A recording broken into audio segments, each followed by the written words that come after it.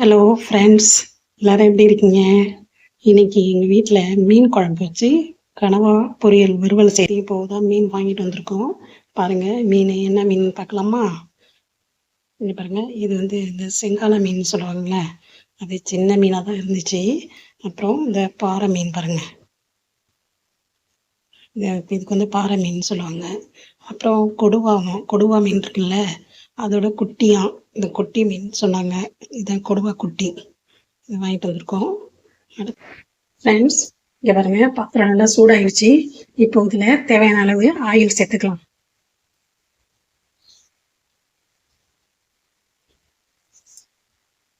Oil கொஞ்சம் சூடாக கொஞ்சமாக கடுகு சேர்த்துக்கணும்.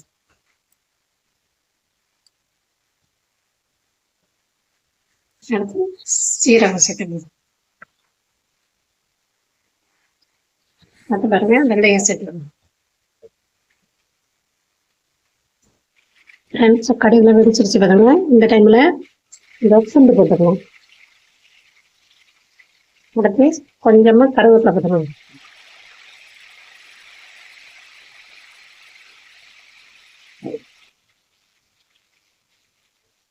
ஃப்ரெண்ட்ஸ், இப்போ வெங்காயம் அரிஞ்சு வச்சப்பல வெங்காயம் சேர்க்கணும். கிளறி வச்சுட்டு இங்கே பாருங்களேன், நல்லா பூரி வந்துருச்சு பாருங்க. நல்லா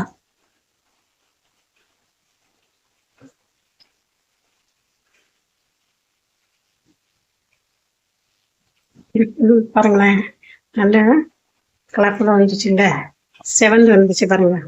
இப்போ தக்காளி சேர்த்துக்கலாம்.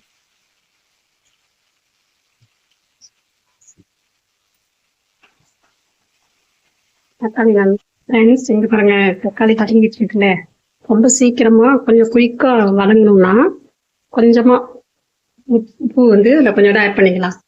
பண்ணிட்டா சீக்கிரமா ஆகும். ஃப்ரெண்ட்ஸ், இங்கே பாருங்களேன், நல்லா குக் ஆயிடுச்சு பாருங்க. இந்த டைம்ல கொஞ்சமா தனி மிளகாத்தூள் கொஞ்சோண்டு சேர்த்துக்கோங்க. அதான் கொஞ்சம் கலர் தூக்கி காமிக்கும், நல்லா இருக்கும் கலர். இங்க தான்.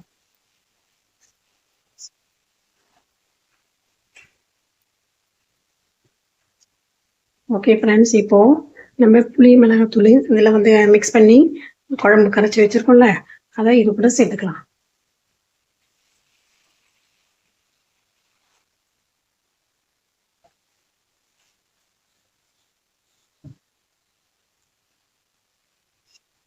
ஃப்ரெண்ட்ஸ், பாருங்க எப்படி இருக்கு, நல்ல கலர்ஃபுல்லா பாருங்க. இப்போ நம்ம தேவையான அளவு இதுல உப்பு சேர்த்துக்கலாம்.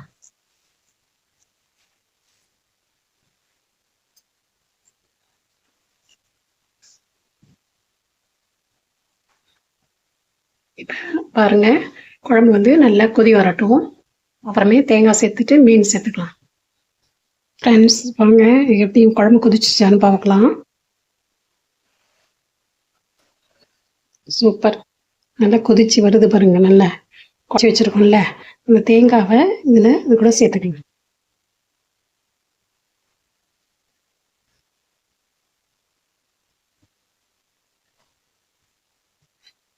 தண்ணி கலந்து விட்டுட்டு பாருங்க, நல்லா கிளறிடலாம். ஃப்ரெண்ட்ஸ், வாங்க குழம்பு கொதிச்சுச்சான்னு பார்க்கலாம். பாருங்க ஃப்ரெண்ட்ஸ், குழம்பு நல்லா கொதிச்சு வந்துச்சு பாருங்க.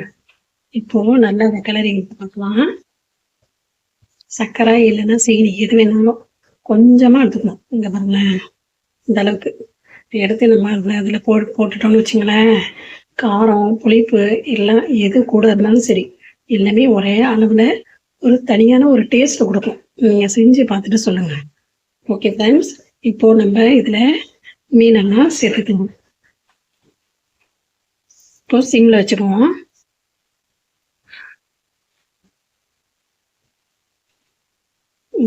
மீனெல்லாம் ஒண்ணு சேர்த்துக்கணும்.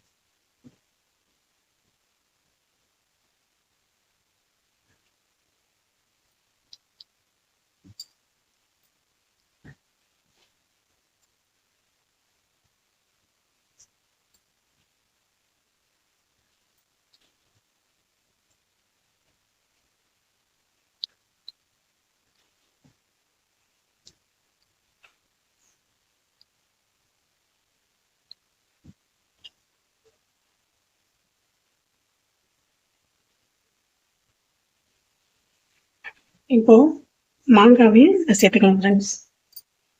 மாங்காய் கொஞ்சம் செம்பழமாக இருக்குது, அதனால பீஸ் வந்து கொஞ்சம் பெருசாக போட்டுட்டேன். ஏன்னா கரைஞ்சிருச்சுன்னு வச்சுங்களேன், குழம்பு வந்து ஒரே புளிப்பாயிடும். அதனால நான் வந்து கொஞ்சம் பெரிய பீஸாகவே போட்டுட்டேன். இது கொஞ்சம் சிம்மில் வச்சுட்டு கொஞ்சம் மூடி போட்டுருவோம். அப்பமே குழம்பு கொதிச்சதும் வந்துட்டு